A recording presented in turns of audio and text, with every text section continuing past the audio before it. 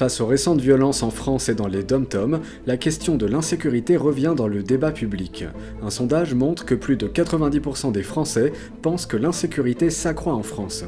Partagez-vous ce constat? Avez-vous le sentiment que la sécurité des citoyens est une priorité pour l'État? Quelle solution face à l'insécurité selon vous?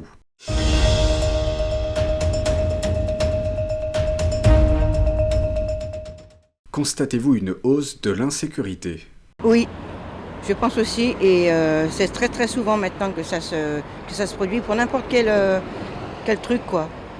Donc c'est vrai que c'est un petit peu embêtant par rapport à ça, quoi. On a un peu peur et puis donc on n'ose pas. En fait, on n'ose pas sortir à certaines heures le soir, en fait. Moi, quand je suis toute seule, je sors pas parce que j'ai peur de voilà. On va pas dans certains quartiers, on va pas. Donc oui, il y a des gens qui font. On fait attention où on va, où on peut aller, quoi. Personnellement, ça va. Je me sens assez. Je n'aurais pas un sentiment non plus d'insécurité. Je me sens assez en sécurité avec. Après, c'est aussi en lien avec où je vis et ce qui m'entoure. Oui, effectivement, il n'y a plus de sécurité, surtout en Guadeloupe, hein, avec tout ce qui se passe en ce moment. Et je crois qu'on ne peut plus vivre. Mais en ce moment, avec les jeunes, c'est l'éducation. J'ai des enfants, oui, j'en ai 2. Et pour tout ça, ça fait extrêmement peur de ne pas être en sécurité pour eux et pour leur assurer une meilleure vie dans le futur. Personnellement, je n'y suis pas confrontée au quotidien. Je veux dire, je ne me sens pas en insécurité dans ma ville, dans une petite ville, entre autres. En fait, quand, madame, vous savez, le sujet que vous invoquez, il est profond. Il est profond pourquoi? Il y a l'insécurité.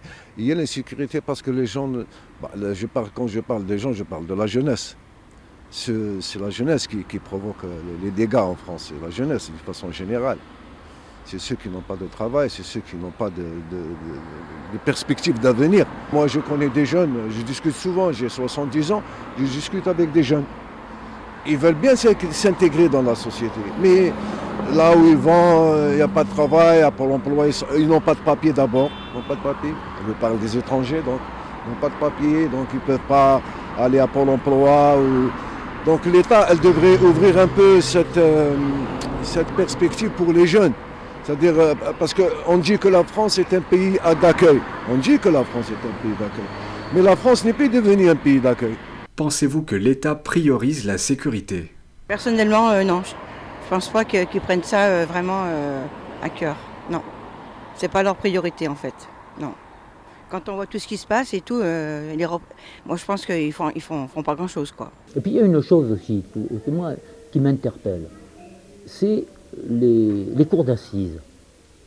Quand on entend les citoyens, ouais, ils ne sont pas assez bien punis, pas assez durs, mais les cours d'assises, c'est des jurys populaires qui donnent d'abord le verdict. Bien sûr. Et très souvent, moi j'ai parlé avec des gens qui en ont fait partie de ces jurys. Moi, je ne l'ai jamais été, et tant mieux, parce qu'ils m'ont dit, mais c'est extrêmement impressionnant et dur. Et très souvent, on s'aperçoit que les jurys populaires sont moins durs que les juges professionnels. C'est eux qui ont fait la loi, mais en même temps, la loi n'existe pas. Alors, de ce gouvernement-là, je ne sais pas. Des gouvernements, en tout cas, qui seront potentiellement élus aux prochaines élections. Enfin, je pense notamment à toute l'extrême droite qui soutient qui est énormément sur ces problématiques-là. Je pense que c'est une problématique majeure qui leur tient vraiment à cœur. Peut-être moins sur le gouvernement actuel qui est au pouvoir. Quelle solution face à l'insécurité selon vous? Je sais pas, il faudrait peut-être multiplier peut-être les services de sécurité, les services d'ordre. Peut-être comme avant, il y avait vous appelez ça des îlotiers.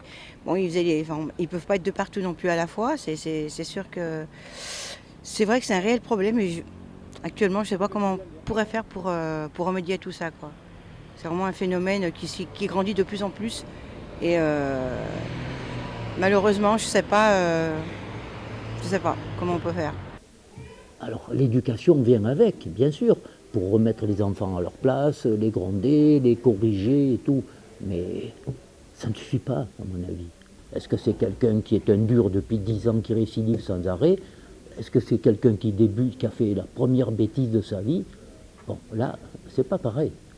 L'écoute était importante pour ces personnes. Ça, je m'en suis bien aperçue au cours des 15 ans où j'ai exercé.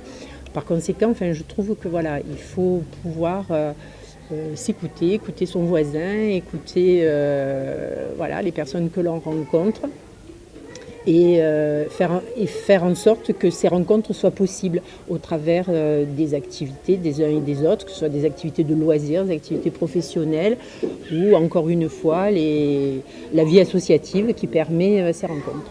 Il faudrait que ça soit plus sévère, beaucoup de sanctions très très sévères. Pourquoi ? Par exemple, si un jeune fait quelque chose vraiment mal, il faudrait les punir. Il ne faut pas, par exemple, comme les clochards là, les clochards qui, par exemple, comme dernièrement, il y a eu des coups de couteau. Alors, ces gens-là, il faut les incarner quelque part. Hein? Il ne faudrait pas les laisser. Dès qu'on les a mis à l'hôpital, il ne faudrait pas les faire ressortir de nouveau. Parce que c'est ça. Et depuis quelque temps, c'est vraiment, vraiment la débandade avec les voleurs. Tu peux pas t'habiller correctement, tu peux pas mettre des colliers, soit on te pique les chaînes et tout ça. C'est la faute de l'État. Moi, je condamne l'État. C'est la faute de l'État. Un peu plus de sévérité au niveau de la police, qu'il faudrait qu'ils aient un peu plus de droits, afin de pouvoir établir leur travail correctement et peut-être faire un peu plus d'ordre, moins peur, on va dire, moins de peur.